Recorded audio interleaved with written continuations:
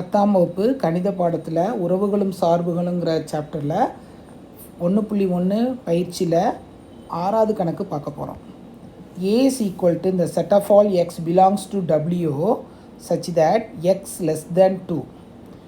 B is equal to x belongs to N such that x lies between 1 and 4.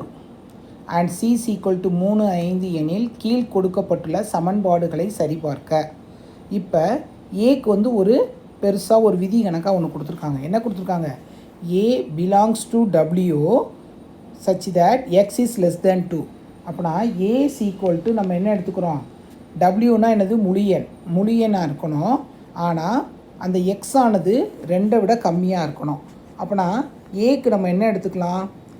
0 1 0 1 2 விட கம்மியாக இருக்கணும். அப்படின்னா 0 1. அடுத்து B வந்து என்ன கொடுத்துருக்காங்க?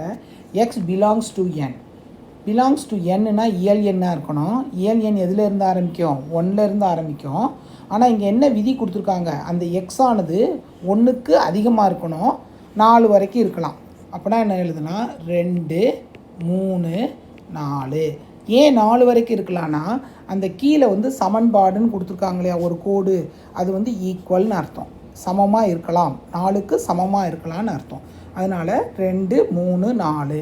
அடுத்து C ஆனது அவங்களே கொடுத்துட்டாங்க 3 5. C ஆனது 3 5. இப்போ வந்து நம்ம எப்பயும் போல் left hand side right hand side இதெல்லாம் எழுதுகிறோம். இந்த 6வது கணக்கை வந்து ரொம்ப இம்பார்ட்டன்ட் போட்டுக்கோங்க. இது வந்து 5 மார்க் கொஸ்டினில் கேட்கலாம். இதில் வந்து 3 சப்ஸ்டியூஷன்ஸ் இருக்குது.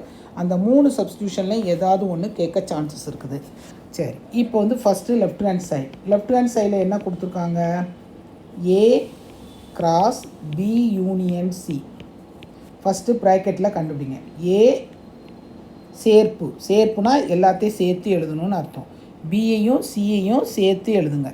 பியும் சியும் சேர்த்து எழுதுனா என்னது? 2 3 4 5 வரிசையாக 2 3 4 5. அடுத்து என்ன இருக்குது? A cross B union C. ஏல என்ன இருக்குது? 0 1. நம்ம வந்து இப்போ 0 2 0 3 0 4 0 5 1 2 1 3 1 4 1 5. இதான் வந்து லெஃப்ட் ஹேண்ட் சைடு. அப்படி வச்சுக்கோ. அடுத்து ரைட் ஹேண்ட் சைடுக்கு வாங்க. ரைட் ஹேண்ட் சைடில் என்ன கேட்டிருக்காங்க? A கிராஸ் B சேர்ப்பு A கிராஸ் C. ஃபஸ்ட்டு வந்து A கிராஸ் B கண்டுபிடிங்க. A கிராஸ் Bனா என்ன இருக்கும்? அதே தான் நம்ம இப்போ செஞ்சுருக்கோம் இல்லையா, அதே போல் நம்ம வந்து செய்கிறோம். A கிராஸ் Bனா என்னது? 0 2 0 3 0 4 1 2 1 3 1 4. அடுத்து என்ன கேட்டிருக்காங்க? A cross C. ஏவையும் சியையும் பார்க்குறேன். ஏல என்ன இருக்குது? 0. சியில் என்ன இருக்குது? ஃபஸ்ட்டு இது 3 0 5 1 3 1 5. அடுத்த ஸ்டெப் என்ன கொடுத்துருக்காங்க? சேர்க்கணும். இந்த ரெண்டையும் என்ன செய்யணும்? சேர்க்கணும். சேர்க்கணும்னா என்ன அர்த்தம்? எல்லா உறுப்புகளையும், எல்லா வரிசைச்சோடி உறுப்புகளையும் நம்ம எழுத போகிறோம். இப்போ வந்து ஃபஸ்ட்டு வந்து என்னது? 0 2 0 3 0 4.